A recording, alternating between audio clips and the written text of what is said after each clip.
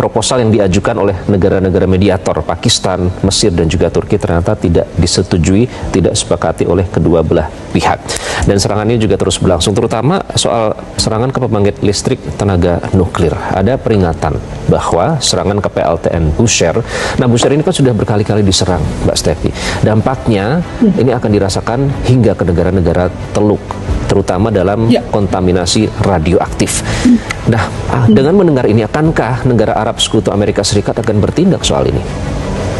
Ya, sebetulnya yang sudah kelihatan dan sudah bertindak itu Oman, Mas Iqbal. Jadi Kementerian Luar Negeri Oman itu bahkan sudah bertemu langsung dengan diplomat Iran yang membahas apakah ada opsi-opsi mengenai kelancaran perjalanan, apa yang bisa dibantu begitu ya.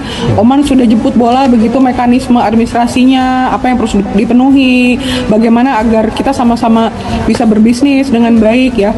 Bahkan tidak ada klausul awalnya Oman sebagai negara mediator, Mas. Tapi setelah kemarin mungkin Pakistan, Mesir, dan Turki agak stuck begitu ya, Oman maju karena dianggap mungkin lebih punya hubungan chemistry ya, kedekatan antar suku dan lain-lain dengan Iran seperti itu. Jadi sudah bicara. Jadi saya rasa di sini sudah bukan lagi bicara negara-negara sekutu Amerika.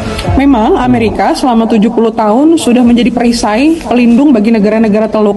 Jadi kalau ditanya kenapa kok banyak sekali pangkalan-pangkalan AS di sana, karena memang sudah ada perjanjian bahwa Amerika akan membantu ketika ada eskalasi yang kaitan dengan militer. Namun kalau sudah bicara seperti ini, diserang habis-habisan, bahkan instalasi sipil kena, ini yang akan terkena dampaknya adalah negara Teluk, Mas, yang tadi sampaikan. Artinya akan ada masalah dalam suplai air gitu ya, kemudian hajat hidup masyarakat Teluk ini yang terganggu begitu ya, termasuk mungkin nanti kalau sampai melebar ke Arab Saudi dan sekitarnya mungkin akan mengganggu ibadahnya umat Islam sedunia gitu ya. Kalau terus dilanjutkan sampai 4-5 bulan ke depan, ini tentunya akan berdampak lebih jauh. Sehingga Amerika meminta gencatan 45 hari dan buka Hormuz, kan itu yang diinginkan ya. Namun dengan kondisi seperti ini, bahasa-bahasa propaganda yang memprovoks gitu ya, seperti tadi 24 jam kami bisa melakukan ini saja dan lain-lain, Iran di sini naik lagi dignity dan gengsinya yang tadinya sudah mulai agak sedikit slow down gitu ya. Jadi akhirnya sudah, kami tidak mau ada gencatan senjata, tapi kita minta perang berakhir, minta kompensasi, minta protokol Hormuz yang jelas. Kalau 3 hal itu dipenuhi, Iran mau. Nah kita lihat kalau dalam 1-2 hari lagi Amerika tensinya naik lagi, ya pasti Iran juga tersinggung lagi gitu ya. Jadi ini bukan masalah strategi saja, Mas Iqbal, ini masalah pengelolaan rasa.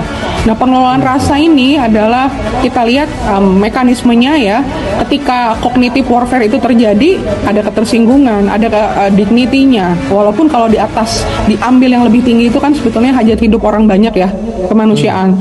Tapi di sini memang faktor karakteristik leadership ini berpengaruh sekali untuk mendamaikan. Bahkan Menlu Iran Araghchi menyampaikan bahwa jembatan yang dihancurkan itu bisa kita bangun kembali. Tapi kesempatan untuk memberikan Amerika rasa tanggung jawab atau memberikan hal yang signifikan untuk Amerika ini hanya terjadi mungkin ya berapa dekade sekali. Jadi inilah saatnya untuk memberikan hal-hal yang efek jera gitu ya.